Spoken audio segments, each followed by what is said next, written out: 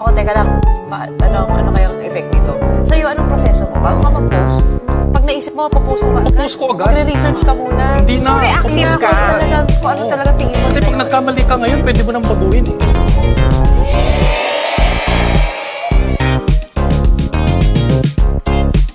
Hello mga ka-legit Davercards, panibagong updates po natin patungkol po dito sa issue na kung saan isa sa mga talaga naman masasabi natin very controversial din po kasi itong taong ito. Walang iba kundi si Rendon Labrador, no? Matapos po niyang atakihin ang TVJ ng paulit-ulit. Ngayon naman, talagang kumbaga parang lahat ata ng mga sikat talagang pinapatulan niya, lahat ata ng sikat may komento siya, no? So dahil po dito siya po ay nanawagan dahil ito na po yung umpisa ng balik sa kanya na lahat ng pinagagagawa niya sa social media. Sabi po ng isang online, hindi inaasahan ng social media personality na si Rendon Labrador ang pagkawala ng kanyang TikTok account. Ayan. So sabi po yan. Base sa ibinahagi ng niyang screenshot sa kanyang Instagram stories, binura mismo ng TikTok Philippines ang kanyang account. TikTok Philippines deleted my account. Yan po ang kanyang sigaw, no, sa kanyang Instagram, sabi ni Rendon. Kinu-question rin ng personalidad ang desisyon na burahin ang kanyang account sa gitna ng kanyang di umano'y pagiging boses daw di umano ng mga taong hindi kayang magsalita para sa kanilang mga sarili. So talagang ang tingin talaga ni Rendon sa sarili niya, hero siya, no?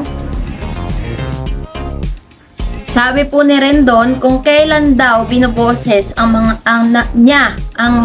taong walang kakayanang ipaglaban yung sarili nila, tsaka naman daw naban yung kanyang TikTok. Kasi kung matatandaan, doon po talaga siya nagrarant, doon po siya nagbibigay ng kanyang mga saloobin patungkol sa mga issue. Dami-daming kabastusan, sabi niya, kahayupan sa TikTok, okay lang, dagdag pa niya. Ipinakita rin ang screenshot mula sa TikTok ukol sa tunay na nangyari sa kanyang account. Your account was permanently banned because of multiple policy violation. Saad sa pop-out message ng TikTok ukol sa nangyari sa account na Rendon, which means talagang may mga binabiolate siyang rule.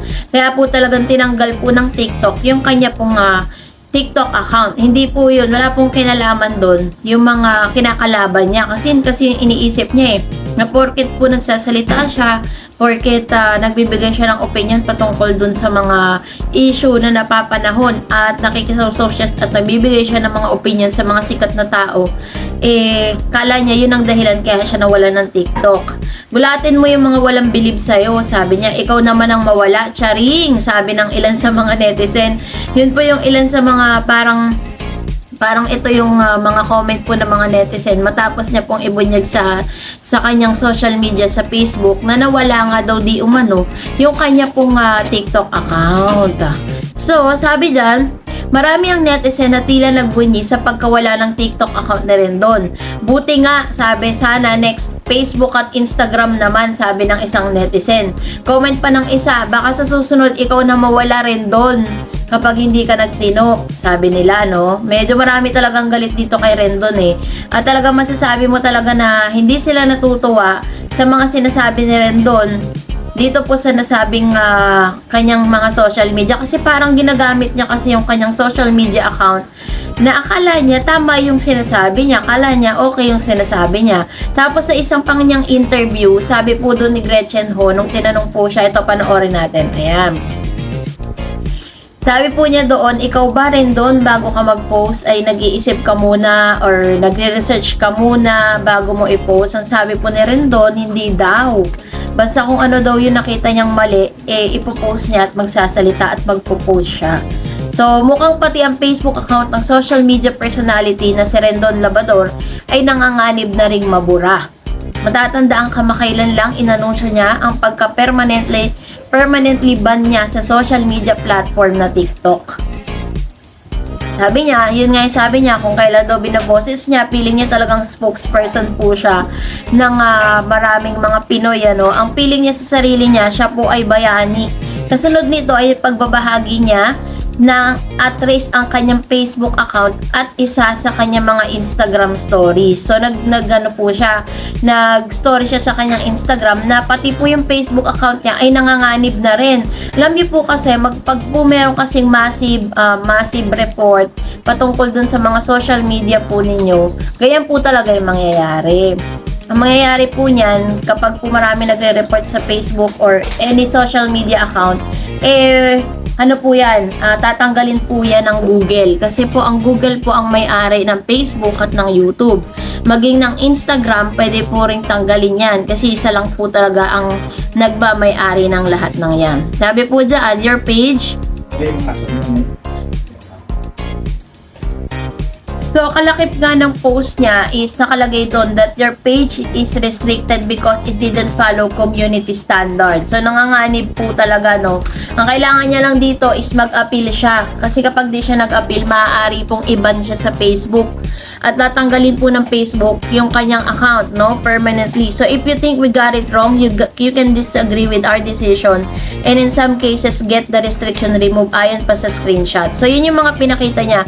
So, ibig sabihin lang, no, na talagang nanganganib lahat ng mga social media account. Alam niyo po ba kailan nangyari to? Nangyari to nung inatake niya ng sunod-sunod po ang TVJ. Una, kasi ang dami niya na pong prior dun sa mga atake niya or prior dun sa mga sinasabi niya against dito po sa TVJ kay Tito Sen, tapos po dito kay Joey De Leon, tapos sa TVJ, tapos sa EAT, kung ano namang pinagsasabi niya. After nun, nagka-wendang-wendang na yung mga Facebook or yung kanyang social media account. Kaya nga, don't mess with TVJ kasi makikita mo dun yung power of the netizen. Meta, sabi niya, gusto mo din i-delete ako sa Facebook. Ano yan? Pinagtutulungan ninyo ako ni TikTok, say Rene Rendon. Bago ito ay nagpasaring pa siya sa iba pang social media platform gaya ng YouTube at Instagram. Sabi niya, baka gusto ninyo sundan ang pag-delete ng lahat ng social media accounts ko. Parang naghahamon pa siya, 'di ba? Hirit pa ni Rendon, samantalang umapela naman ang self-proclaimed motivational speaker na sa TikTok na ibalik ang kanyang account. Kailangan ko pa bang sumayaw ng nakahubad para lang ibalik na ninyo ang account ko? Sabi niya. Sabi nito sa kanyang Instagram story. Ngunit sa kabila at magkakasunod na apela ni Rendon sa TikTok ay na-reject pa rin siya. TikTok, ayaw ninyong marinig ang katotohanan. Pag hindi ako nakabalik sa TikTok, magiging habang buhay na tanga ang mga users ninyo. So, ganun katindi yung kanyang kanyang pagkilala sa kanyang sarili. TikTok, Philippines, pangalawang appeal, rejected pa rin ako. Anong masasabi ninyo sa desisyon ng TikTok? Tama ba o mali? #stay motivated. So, nangihingi pa siya ng sympathy sa lahat ng mga manonood niya, no? Hindi niya alam, Diyos ko po, ang dami po nagagalit sa kanya. Congrats, baka minsan check mo sarili mo. Medyo iba na yung paniniwala sa sarili mo. Wala bang nagpapayo sa'yo? Sabi niya, as your family, sure sila na makakasagot sa tanong mo. Comment ng isang netizen. Parang walang gulo, umalis ka sa Pilipinas, sabi pa ng isa. So, ramdam na ramdam talaga ni Brendo na talagang marami talagang may ayaw sa kanya. Pero, kumbaga parang sinatanggap niya na sa kanyang sarili. Kumbaga parang kailangan niyang i-absorb or kailangan niyang tanggapin sa sarili niya na talagang motivational speaker daw siya. Na talagang tumutulong siya at binoboses niya raw ang mga walang boses. Pero, yun nga, dahil po sa kanyang mga pag-atake ng sunod-sunod, ayan na po yung tinatawag na, alam niyo na, 'di ba? Kapag po talaga may ginawa kayong hindi maganda, it will come back to you 100-folds eh. So, yun po yung yun po yung mga consequences dun sa kanyang pinagagagawa. So, ngayon, may interview po siya, panoorin niyo po yan sa YouTube. At makikita niyo po na ang dami po mga reaction, bad reaction po kay Rendon. Ay nako. Ngayon, kayo po as a netizen, ano po ang masasabi ninyo patungkol sa issue na to? Mag-comment po kayo sa comment section. At syempre, shoutout natin ang lahat ng mga manonood natin sa Facebook, sa YouTube, at sa mga platform po. Sa TikTok, ayan, mapapanood nyo rin po ako doon. I-follow nyo po ako sa aking TikTok accounts, DarEdsTV. Dito po sa Facebook account ko na DarEdsTV, of course. And meron din po akong YouTube channel na Dareds Channel. Pwede nyo po akong i-follow doon. Kaya naman, salamat po sa inyong panonood at pagtitiwala. Until next vlog, see you. God bless everyone!